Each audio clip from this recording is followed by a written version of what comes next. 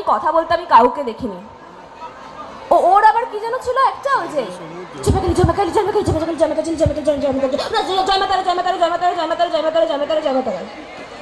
সবসময় বলে যাচ্ছে।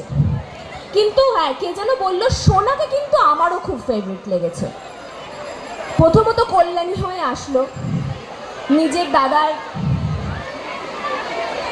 বৃষ্টি চলে এসেছে, সবাই একটু ভেতর দিকে ঢুকে এসো আস্তে আস্তে।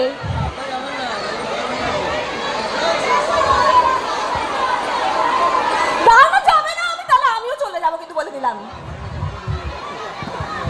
শোনো, আজকে তুমি এখানকার গেস্ট আর্টিস্ট, অতিথি শিল্পী, তোমাকে দেখা হয়ে গেছে, দেখার জন্য ভিড় করেছিল, দেখা হয়ে গেছে, মেলায় ঘোরা হয়ে গেছে, পাঁপড় ভাজা খাওয়া হয়ে গেছে, বাড়ি চলে যেতেই পারে, কিন্তু তবুও যাবে না কি, তাই তো?